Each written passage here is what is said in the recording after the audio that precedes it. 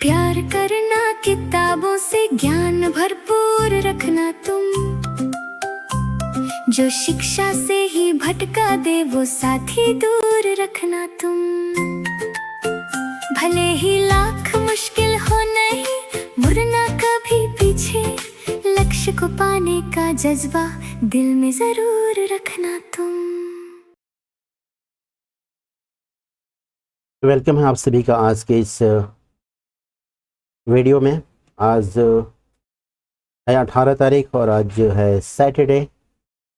तो नसीब sir live English class 8 PM daily चलता है और आज हम लोग जो सीखने वाले हैं उसमें जनरल वर्ड्स में सीखेंगे 20 पोस्ट्स के नाम अंग्रेज़ी में और हिंदी में, पद जिसे बोलते हैं।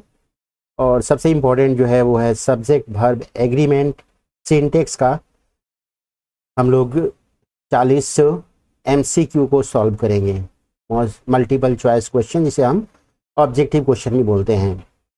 तो कल के वीडियो को अगर आपने ध्यानपूर्वक देखा होगा तो आज आपके लिए अपॉर्चुनिटी है कि उस जानकारी को कैश करने का कि हाँ हमने सीख लिया है। तो आज 40 ऑब्जेक्टिव क्वेश्चन बहुत तेज़ी के साथ 15 सेकेंड के टाइमर के साथ चलेंगे और आपको डिसाइड कर लेना है कि कौन सा सही होगा।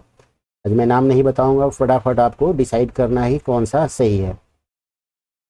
चलिए तो आगे ये कोई नया गीत नहीं लिखा गया है, वही है कि पढ़ो लिखोगे जब आगे बढ़ोगे तुम, सफलता की सीढ़ी हर रोज चढ़ोगे तुम, कभी जी चुराना न मेहनत से तुम, सदा खुश जीवन में रहोगे तुम। तो मेहनत से जो लोग जी नहीं चुराएंगे वही लोग भविष्य में जीवन में खुश रहेंगे और मेहनत से जो जी चुराएंगे वो लोग भविष्य में बहुत पछताएंगे। मेहनत करिए, मौका है, अगर आज आप मेहनत करेंगे तो आने वाला भविष्य आपका सुनहरा होगा। तो चलिए हम लोग आगे बढ़ते हैं और सीखने के सफ़र को जारी रखते हैं। तो आज जो 20 यहाँ पे पोस्ट के बारे में हम लोगों को सीखना है, उसमें सबसे पहला जो है पद वो है आपके स्क्रीन पे दिख रहा होगा, राष्ट्रपति। और इस राष्ट्रपति को हम लोग अंग्रेजी में क्या बोलते हैं? प्रेसिडेंट। तो आपको फोकस करना है स्पेलिंग पे कि स्पेलिंग कैसे लिखा गया है। तो पहला याद हो गया आप लोगों को राष्ट्रपति के लिए प्रेसिडेंट। नेक्स्ट जो है प्रधानमंत्री, जिसके लिए अंग्रेजी शब्द है प्राइम मिनिस्टर।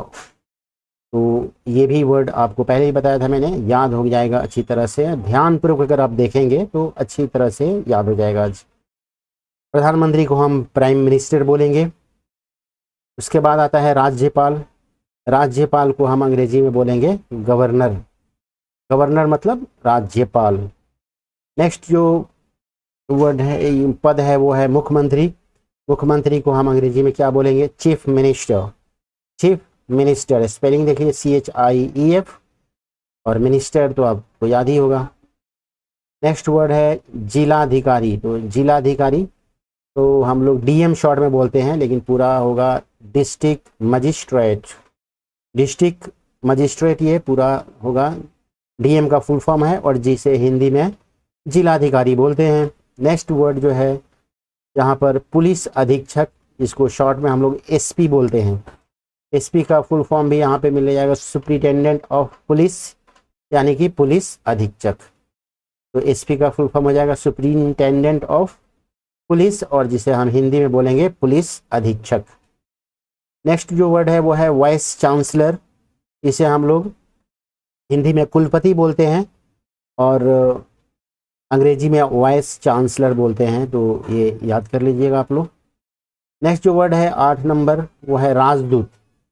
राजदूत एक पद होता है जो हर देश का राजदूत होता है दूसरे देशों में, उसको हम अंग्रेजी में एम्बेसडर बोलते हैं। एम्बेसडर यानी कि राजदूत। नेक्स्ट जो पोस्ट है वो है मुख्य न्यायाधीश। तो मुख्य न्यायाधीश को हम अंग्रेजी में क्या बोलते हैं? Chief justice. चीफ जस्टिस मतलब मुख्य न्यायाधीश। नेक्स्ट जो पद है वो है हमारा 10 नंबर, महापौर। महापौर को हम अंग्रेजी में मेयर बोलते हैं। तो ये मेयर आप लोग MAYOR, मेयर मतलब महापौर। उसके बाद सरपंच। सरपंच के लिए यहाँ पे सरपंच ही लिखा हुआ है, तो लिख सकते हैं सरपंच भी। सरपंच का, सरपंच ही देख लीजिए यहाँ पे। नेक्स्ट वर्ड है आयुक्त। आयुक्त को हम अंग्रेजी में बोलेंगे कमिश्नर, तो कमिश्नर का हिंदी होगा आयुक्त। नेक्स्ट जो है वर्ड वो है सचिव। सचिव के लिए अंग्रेजी वर्ड होगा सेक्रेटरी। सेक्रेटरी को हम हिंदी में कहेंगे सचिव। नेक्स्ट वर्ड है कैबिनेट मंत्री। तो कैबिनेट मंत्री को हम अंग्रेजी में कैबिनेट मिनिस्टर बोलेंगे। कैबिनेट मिनिस्टर मतलब कैबिनेट मंत्री। इसके बाद लोकसभा अध्यक्ष को हम लोग क्या बोलेंगे, स्पीकर बोलेंगे, और स्पीकर को हम लोग हिंदी में बोलेंगे लोकसभा अध्यक्ष। नेक्स्ट जो है कलेक्टर। कलेक्टर को अंग्रेजी में कलेक्टर ही लिखा हुआ है। नेक्स्ट जो है वर्ड वो है पुलिस महानिरीक्षक, आईजी जिसको बोलते हैं, आईजी शॉर्ट में, और इस आईजी का फुल फॉर्म होगा इंस्पेक्टर जनरल, और इस इंस्पेक्टर जनरल को हम लोग हिंदी में बोलेंगे पुलिस महानिरीक्षक यानी कि आईजी। 18 नंबर पोस्ट है कुल सचिव। कुल सचिव जिसे अंग्रेजी में हम लोग क्या बोलेंगे, रजिस्ट्रार। रजिस्ट्रार को हम हिंदी में क्या बोलेंगे, कुल सचिव। नेक्स्ट पोस्ट है प्रधानाचार्य। प्रधानाचार्य को अंग्रेजी में क्या बोलेंगे, प्रिंसिपल, और अगर हम प्रिंसिपल को क्या बोलेंगे तो प्रधानाचार्य। लास्ट जो है पद वो है यहाँ पे निदेशक, जिसे अंग्रेजी में हम बोलते हैं डायरेक्टर, और डायरेक्टर को हिंदी में हम बोलते हैं निदेशक। तो मैंने दो बार ये कह के इसलिए बताया ताकि आपको स्पेलिंग के साथ ये वर्ड अच्छी तरह से याद हो जाए। तो चलिए जब अगला हमारा जो सेगमेंट है उसकी तरफ आगे बढ़ते हैं, और अगला सेगमेंट हमारा था सब्जेक्ट वर्ब एग्रीमेंट, और ये 40 क्वेश्चन है आपके बताना है, और इसका 15 सेकेंड का टाइमर है, तो आपको बताना होगा जल्दी जल्दी। तो यहाँ पे टाइमर हम स्टार्ट कर देते हैं ताकि आपको बताने में आसानी हो। 15 सेकेंड का समय है, आप सोच लीजिए। Each of the students dash present in the class, इसको हम क्या भरेंगे, इसमें से 4 ऑप्शन है, इज, आर, वेयर, हैव। इसमें सही ऑप्शन कौन सा है, तो यहाँ पर आपको अब स्क्रीन पे दिखाते हैं। तो पहला ऑप्शन यहाँ पे सही है, वो है इज। इज इसलिए सही हुआ क्योंकि नियम कहता है कि ईच ऑफ के बाद नाउन बहुवचन होता है, लेकिन वर्ब हमेशा एक वचन सिंगुलर आती है। याद रखना है ईच ऑफ के बाद नाउन जो यहाँ पे है, जैसे स्टूडेंट्स, तो यहाँ पे स्टूडेंट नहीं लिखेंगे, जब भी लिखेंगे स्टूडेंट्स लिखेंगे। तो ईच ऑफ द स्टूडेंट्स यहाँ पे प्लुरल होगा, लेकिन वर्ब क्या होगा, सिंगुलर होगा। तो यहाँ पे आर, वेयर या फिर हैव, ये तीनों प्लुरल है, तो ऐसे ही पता लग रहा है कि ये इज सही जवाब होगा। चलिए नेक्स्ट क्वेश्चन आपके स्क्रीन पे है, 2 नंबर क्वेश्चन है ये। Neither her nor I dash responsible for this. Option है इज, दूसरा ऑप्शन है आर, फिर एम, फिर वेयर। यहाँ पे कौन सा सही जवाब होगा, अब यहाँ पे दिखाइएगा आप स्क्रीन पे। आंसर जो है दिखा रहा है कि एम सही होगा। यहाँ पे रीज़न क्या है कि नाइदर नॉर में वर्ब हमेशा अपने सबसे पास वाले सब्जेक्ट, यहाँ आई है के अनुसार आती है। नाइदर नॉर जब रहेगा ये वाला वर्ड, तो इसमें पास वाले सब्जेक्ट में, यहाँ पे ही भी सब्जेक्ट है और आई भी सब्जेक्ट है, तो पास में वर्ब के पास में कौन है, यहाँ पर आई है, तो आई के अकॉर्डिंग क्या लगेगा, एम लगेगा। तो ये कैसे याद रहेगा आपको, नाइदर नॉर को आप याद रखेंगे कि इसमें नज़दीक वाला सब्जेक्ट के अकॉर्डिंग यहाँ पे वर्ब लगता है। तो नज़दीक में आई है, हालांकि यहाँ पे ही भी है, तो नज़दीक में वर्ब से नज़दीक कौन है, आई है, इसलिए आई के साथ एम लगेगा। तो ध्यान से देखेंगे तो आपको याद भी हो जाएगा अच्छी तरह से। नेक्स्ट क्वेश्चन आपके स्क्रीन पे है 3 number. Bread and butter dash A wholesome food. कल ही बताया गया था ब्रेड एंड बटर से एक चीज़ का बोध होता है, एक ही में लगा होता है, इसलिए इसमें बिना सोचे आपको क्या लगाना है, इज लगाना है। आंसर भी देखिए दिखा रहा है। नियम, जब 2 नाउन्स मिलकर एक ही विचार या वस्तु को दर्शाते हैं तो सिंगुलर वर्ब लगती है, तो यहाँ पे इज लगा। ऐसे भी आप देखिए तो तीनों प्लुरल है, तो ये पहचानना ज़्यादा आसान है। नेक्स्ट जो है 4 नंबर है, यहाँ पे politics dash a dirty game.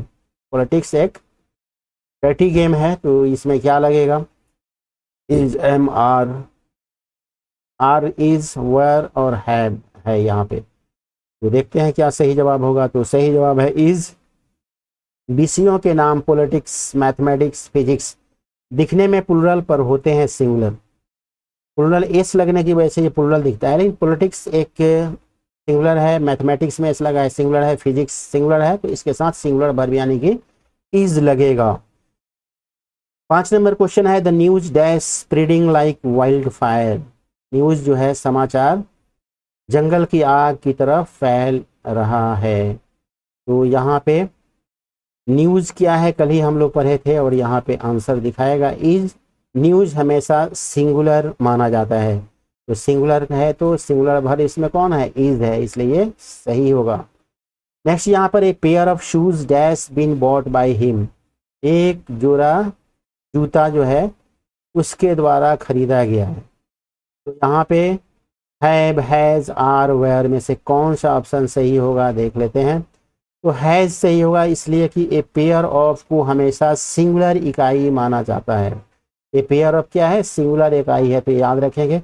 Shoes नहीं देखेंगे, ए पेयर ऑफ के अकॉर्डिंग यहाँ पर हम हैज का प्रयोग करेंगे कि यह सिंगुलर है, तो सिंगुलर वर्ब यही है। नेक्स्ट जो है 7 नंबर क्वेश्चन है 10 miles dash a long distance to walk. 10 मील की दूरी जो है एक लंबी दूरी है चलने के लिए या इस यात्रा को पूरा करने के लिए लंबी दूरी है।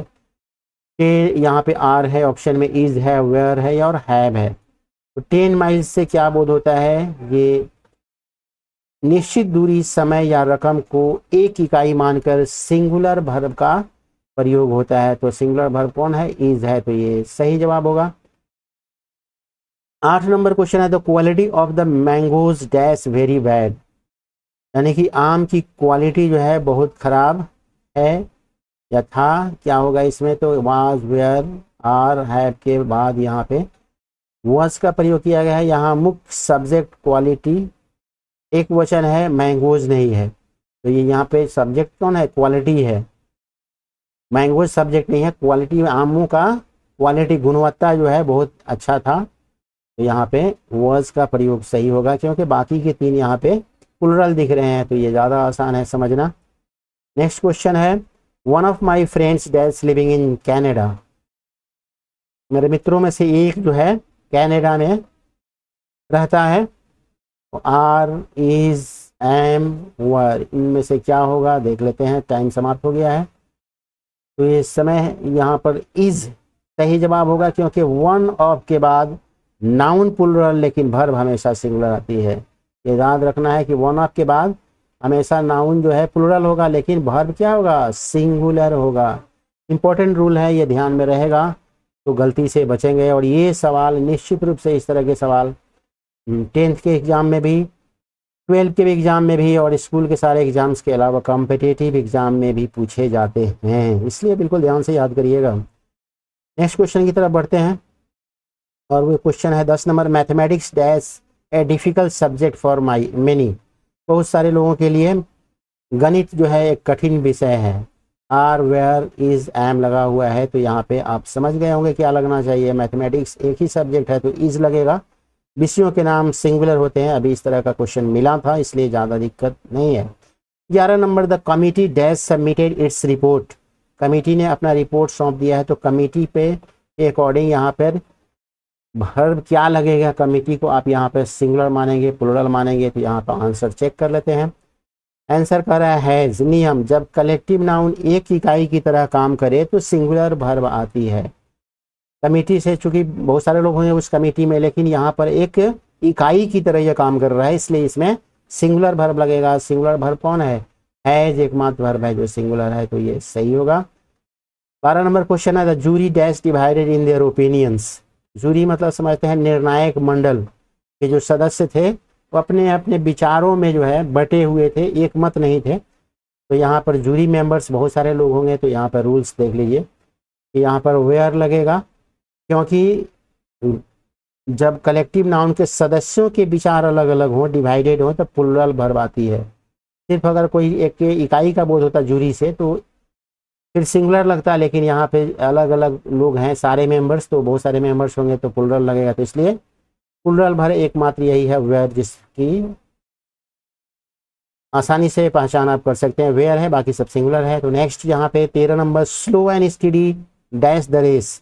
ये बराबर आप सुनते हैं कि स्लो एंड स्टडी मतलब धीमा लेकिन निरंतर चलने वाला ही दौड़ को जीतता है। कछुआ और खरगोश की लड़ाई में कछुआ जीता था, उस समय से यह मुहावरा प्रसिद्ध हो गया था, slow and steady wins the race. तो ये दोनों से एक ही चीज़ का बोध होता है, कल हम लोग पढ़े थे। तो इसमें बिना सोचे आपको विंस होगा, क्योंकि यह एक प्रसिद्ध कहावत है। यहाँ एक विचार होने के कारण सिंगुलर विंस आएगा। स्लो एंड स्टडी एक विचार है कि धीमी लेकिन निरंतर चलने वाला ही मैच जीतता है। आप लोगों पर भी ये लागू होता है। जो विद्यार्थी इस वीडियो को देख रहे हैं उनको ये भी समझना होगा कि जब निरंतर आप मेहनत करेंगे, भले ही थोड़ा कम पढ़ेंगे लेकिन डेली पढ़ेंगे, तो आप सफल होंगे। बहुत सारे विद्यार्थी कभी खूब पढ़ते हैं, 11-12 बजे रात तक पढ़ेंगे और किसी दिन 7-8 बजे ही कहीं चले जाएंगे शादी विवाह में, या फिर कोई फिल्म टीवी शो देखने लग जाएंगे, जिसकी वजह से उनका निरंतरता बनी नहीं रहती है और वो लोगों का रिजल्ट बेहतर नहीं होता है। तो स्टडी और लेकिन स्लो हो लेकिन स्टडी हो, ये ज़रूरी है। नेक्स्ट जो क्वेश्चन है वो है a number of students dash present today. तो ए नंबर ऑफ कल ही बताया गया था कि इसे सिंगुलर सेंस में लिया जाता है कि प्लूरल सेंस में। एक द नंबर ऑफ था, एक ए नंबर ऑफ था। तो आपको अगर याद होगा तो यहाँ पर आंसर से मिला लीजिए कि आपने सही याद किया है कि नहीं। ए नंबर ऑफ के साथ हमेशा प्लूरल वर्ब का प्रयोग होता है। कल ही हम लोग ये रूल सीखे थे। जिनको बनाने में समझने में दिक्कत हो रही है वो कल का वीडियो ज़रूर देख लेंगे, तब इस चैप्टर में बिल्कुल परफेक्ट हो जाएंगे। और इम्पोर्टेंट चैप्टर है क्योंकि सब्जेक्ट के साथ किस तरह का वर्ब लगेगा इसमें बताया जाता है। तो यहाँ पर आर बिल्कुल सही जवाब है। ए नंबर ऑफ याद रखेंगे, इसके साथ प्लूरल वर्ब लगेगा। 15 नंबर क्वेश्चन है the number of student dash fixed at 40। तो यहाँ पर द नंबर ऑफ का प्रयोग हुआ, पहले ए नंबर का प्रयोग हुआ था। तो आप समझ ही सकते हैं कि इन दोनों में विरोधाभास अगर है, तो अगर वहाँ प्लूरल हुआ था तो यहाँ पे सिंगुलर होगा। द नंबर ऑफ एक निश्चित संख्या को दर्शाता है, इसलिए सिंगुलर वर्ब लगेगा इसमें। और ए नंबर ऑफ में प्लूरल लगेगा और द नंबर ऑफ में सिंगुलर लगेगा। तो सिंगुलर क्या है, इज है। इज यहाँ पे सही जवाब होगा। नेक्स्ट क्वेश्चन है यहाँ पे 16, if I dash A Millionaire I would help anyone everyone. कह रहा है कि यदि मैं मिलीनियर होता मतलब लखपति होता तो मैं हर आदमी की सहायता करता। ये कल्पना वाला वाक्य है। कल्पना वाले वाक्य में आपको पता है अब आई के साथ क्या लगता है, वाज की जगह वेयर लगता है। नियम, काल्पनिक हाइपोथेटिकल वाक्यों में सब्जेक्ट चाहे जो हो वेयर का ही प्रयोग होता है। सब्जेक्ट कोई भी हो, ही हो, आई हो, वी हो, सबके साथ वेयर का प्रयोग किया जाएगा काल्पनिक वाक्यों में। 17 number, many a man dash lost everything in gambling. बहुत सारे लोग जो है जुआ में सारा चीज़ हार जाते हैं। तो यहाँ पर क्या सही जवाब होगा, दे मेनी ए मैन के साथ क्या यूज होता है देख लेते हैं। तो मेनी ए मैन के बाद नाउन और वर्ब दोनों ही सिंगुलर होते हैं। याद रखना है कि मेनी ए मैन के बाद नाउन और वर्ब दोनों सिंगुलर होता है। मेनी के बाद तो मेनी ए जैसे ही आया तो यहाँ मेन नहीं लिख सकते, मैन लिखेंगे। और भर भी सिंगुलर लिखेंगे तो सिंगुलर भर इसमें क्या है, हैज़ है। यहाँ पे हैज़ लिखेंगे तो सही हो जाएगा। नेक्स्ट क्वेश्चन, तो यहाँ पे 18 नंबर है, my scissors dash not working well. मेरी कैंची जो है सही से काम नहीं कर रही है। तो कैंची, सीजर्स को हम क्या बोलते हैं, सिंगुलर मानते हैं। और सिंगुलर के अकॉर्डिंग सीजर्स को क्या मानते हैं, सीजर्स, ट्राउजर्स, पिकलर हमेशा प्लूरल माने जाते हैं। इसमें एस भी लगा हुआ है। सीजर्स को आप देखेंगे तो सीजर्स क्या होता है, उसमें दो ये होते हैं। ट्राउजर्स में भी दो कैंचे होते हैं। स्पेक्टेकल्स, चश्मे में भी दो ये होता है, इसलिए इसे प्लूरल माना जाता है और हमेशा प्लूरल वर्ब का प्रयोग किया जाता है। तो आर यहाँ पे बिल्कुल सही जवाब होगा। Cattle dash grazing in the field. मवेशी जो है मैदान में चल रहे हैं। तो यहाँ पे कैटल सिंगुलर है कि प्लूरल है, आपको कल इस तरह के वर्ड्स दिखाए गए थे। तो यहाँ पे देख लेते हैं क्या सही जवाब होगा। तो कैटल शब्द हमेशा बहुवचन प्लूरल के रूप में प्रयोग होता है। कैटल मतलब मवेशी, जानवर बहुत सारे, तो उसको हम हमेशा बहुवचन मानते हैं और उसके साथ हम बहुवचन वाले वर्ब जो है प्लूरल ही यूज़ करेंगे यहाँ पे। तो कैटल के साथ क्या लगेगा, आर लगेगा, क्योंकि यही एकमात्र वर्ब है जो कि प्लूरल है, बाकी सब सिंगुलर वर्ब हैं। नेक्स्ट जो है वो है 20 number question, none of the money dash recovered.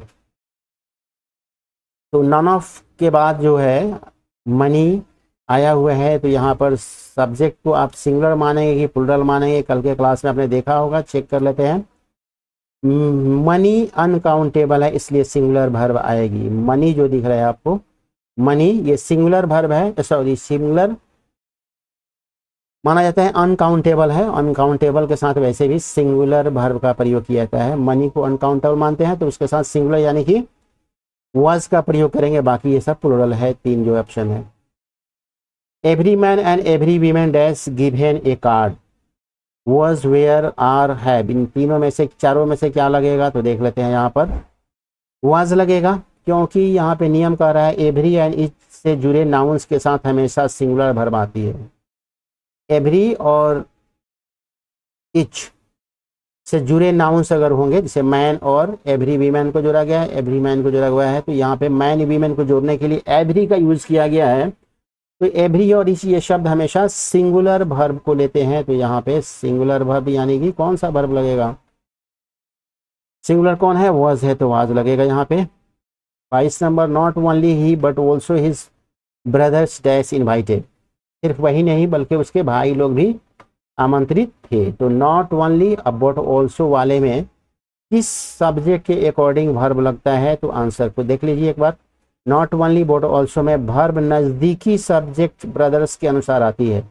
Not only but also ऐसा रहेगा तो लास्ट में जो सब्जेक्ट रहेगा यानी कि वर्ब जहाँ लिखना है उससे नज़दीक जो होगा उसको देख के लगेगा। तो हिज ब्रदर्स है तो ब्रदर्स के अकॉर्डिंग यहाँ पे प्लूरल वर्ब लगेगा आर। क्वेश्चन नंबर 23 है, राइस एंड करी dash my favourite dish, rice और करी मेरा पसंदीदा डिश है, भोजन है, पकवान है। तो इसको आप राइस एंड करी को क्या मानते हैं, एक ही भोजन मानते हैं, एक ही भोजन, डिश का नाम होने के कारण सिंगुलर वर्ब लगेगी। राइस एंड करी एक ही में इसमें मिक्स हो जाता है, इसलिए इसको हम क्या करेंगे, इज का प्रयोग करेंगे सिंगुलर वर्ब का। नेक्स्ट जो है, Ravi along with his parents dash coming, Ravi अपने माता पिता के साथ आ रहा है। तो एलोंग विथ के साथ अगर जो जुड़ा होता है तो वो सब्जेक्ट जो है उसे आप सिंगुलर मानते हैं।